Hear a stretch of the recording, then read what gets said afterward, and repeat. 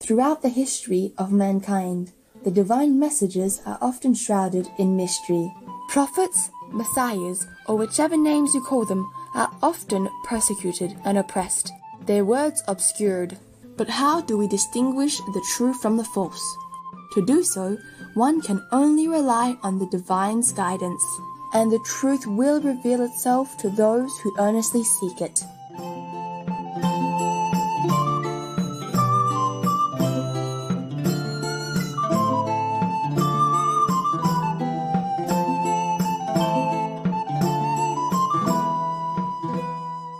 In our previous episode, we began to learn about the Cathars, a fascinating spiritual group that lived from the 11th to the 13th centuries AD in southern France and other parts of Europe. Regarding themselves as Christians, the Cathars were charitable pacifists. Many Cathars were known as believers. Meanwhile, those more ready to renounce the world were the initiates, known as perfects. These individuals were imparted a secret way to contact the divine love within. The perfects followed vegan principles, refusing to take the flesh or byproducts of animals that were born through normal reproduction, because this meant that they housed reincarnated souls. Unfortunately, some say that they mistakenly thought that fish reproduced spontaneously. We realized that the Cathar believers are like our convenient method practitioners, while the perfects resemble our fully initiated association members. The similarities are striking. Even the majority of Cathars were women, just like in our group today. The Cathars also believed that there was a benevolent God and also a lower evil god, Satan. Souls could connect with the true God for salvation and thus free themselves from the cycle of reincarnation. Meanwhile, the negative god whom we know as Satan, or the king of Maya, tries to stop souls from reuniting with the divine by filling the world with temptations.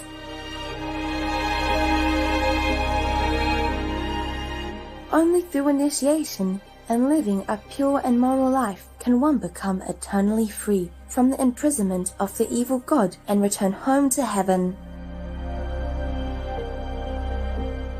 These Cathar doctrines are very similar to what Supreme Master Ching Hai teaches today. There are always two forces in this world, negative and positive. The negative tell people to do all the bad things that are harmful to societies and to themselves. The positive people try to stop that and tell people to do good, whatever good for the nation, for the world, and for themselves. And these are always at odds with each other. No? This is the temptation that we always heard about. In this world, the negative always tries to give temptation to people, to make people bad. And the positive power tries to save them, tries to tell them to do the right thing, go into the better, correct direction. So, the master, the prophet, always represents this positive power. And many negative representatives on this planet, of course, will not want the master to be alive or to be well, because if the master takes all the souls to heaven, then what do they do here? They cannot control people anymore. They cannot tell people to kill each other anymore. They cannot tell people to drug themselves to death or harm their bodies by drugs and by all kinds of bad habits anymore. All souls are free. So they're afraid. They want to keep the souls here enslaved forever. This world is a big trap and very difficult to escape unless you're really sincere and you seek a master to help you. There's a secret way to go back home, to go back to heaven, and only the master can open it. That is the thing, because the karma is so strong. It's like an iron door, double, triple iron door. Only the master has the key. The master has enough power to do it. Not everyone can. Catharism spread rapidly and resonated among countless people in medieval France and Europe. The troubadours, as traveling musicians, may have played a role in the wide following of Catharism. But the Cathars earned their respect by their humility and virtues, including from sympathizers in high places, such as the powerful French queen Eleanor of Aquitaine. Even a Catholic clergyman who opposed the Cathars admitted, "If you interrogate them, no one could be more Christian. As to their conversation, nothing can be less reprehensible. And what they speak, they prove by deeds. As for the morals of the heretics, they cheat no one, they oppress no one, they strike no one." When the Roman Catholic Church at the time launched a crusade against the Cathars, starting in 1209 AD, Catholic military orders were urged to join in their persecution, but one soldier answered, "We cannot. We have been reared in their midst. We have relatives among them, and we see them living lives of perfection." Tragically, the innocent Cathars were imprisoned, besieged, and massacred over the next several decades. But not one of them renounced their faith. Such was their inner fortitude and firm knowledge that their kingdom lay in heaven, not on earth. It is said that in the face of their obliteration, the Cathars uttered the words, "The laurel wilts."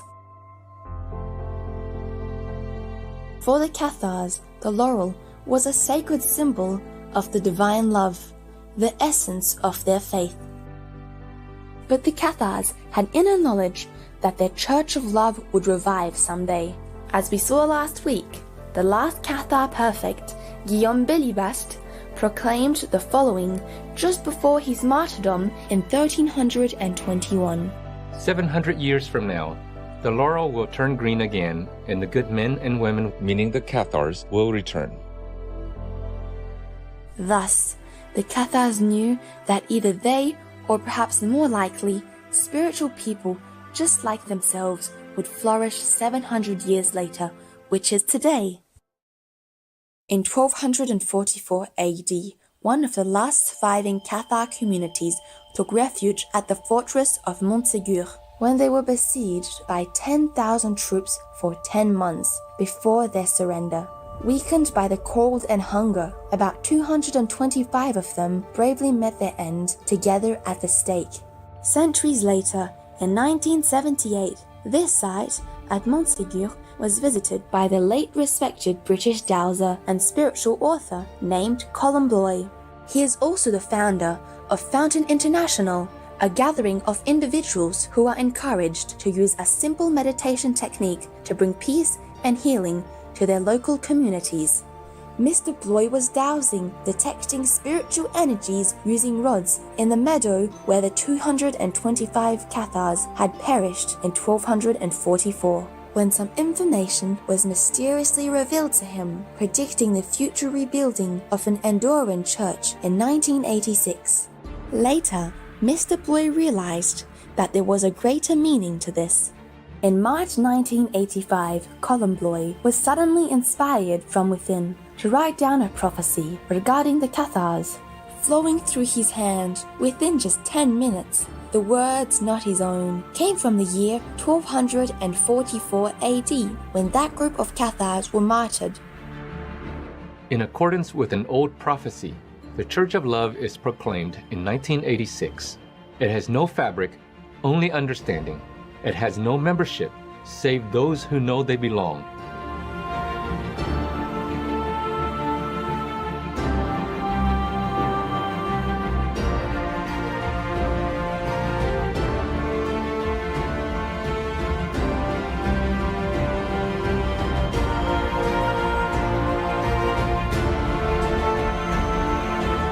Mr. Bloy intuitively knew that the Church of Love did not signify the return of the Cathar Church per se, but a broader community of people with the same ideals, such as the peace-promoting organization that he himself had founded.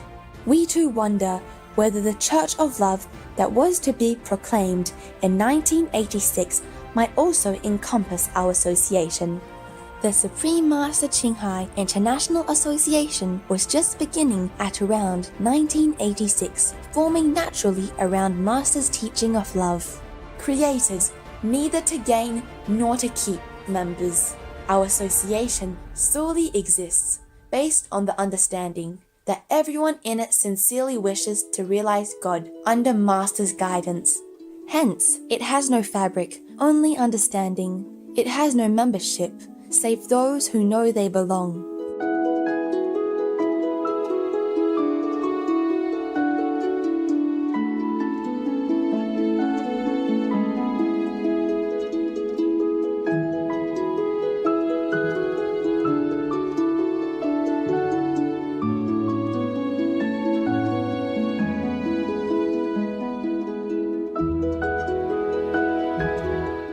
How does one become a member of your international organization?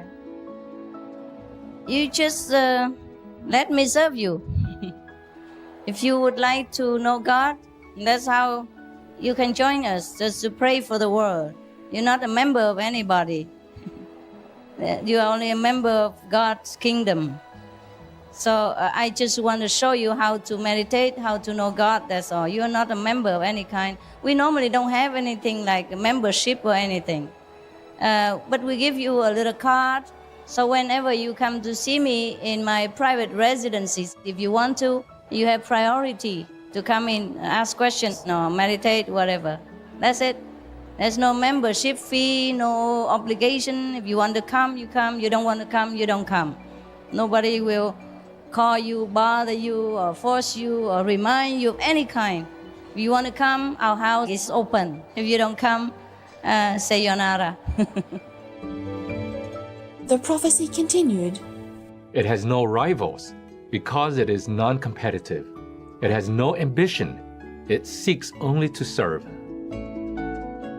As Master intended, our association has no ambition. It seeks only to provide support for its members through group meditation and fellowship, and also to help the less fortunate unconditionally. These humanitarian activities spring from Master's own example and her reminder that it is our duty to put our love into action.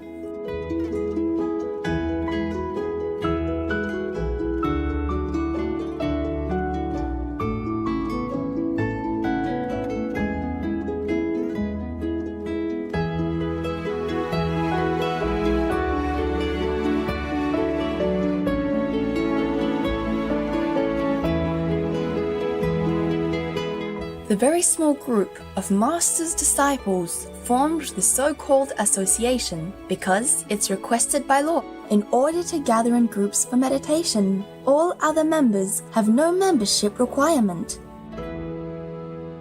我们这边没有，我们真的没组织。你要的话就可以进入我们的问问了。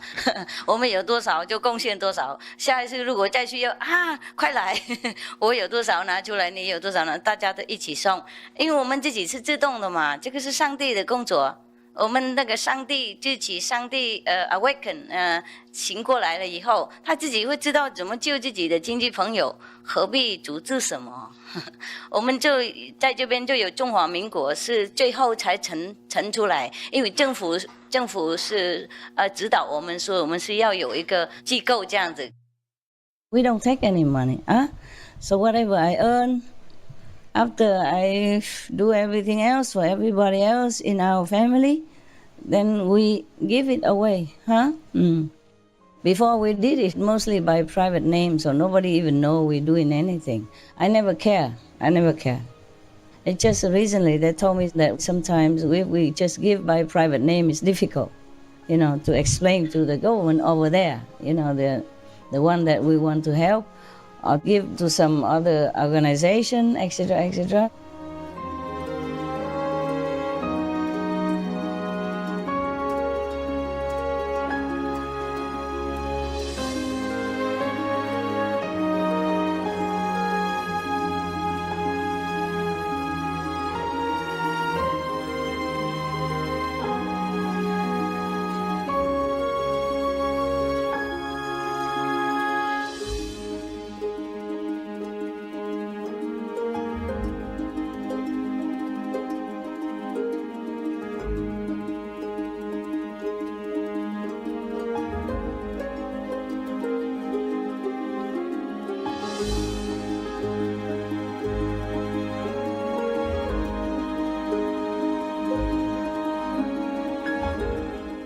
etc.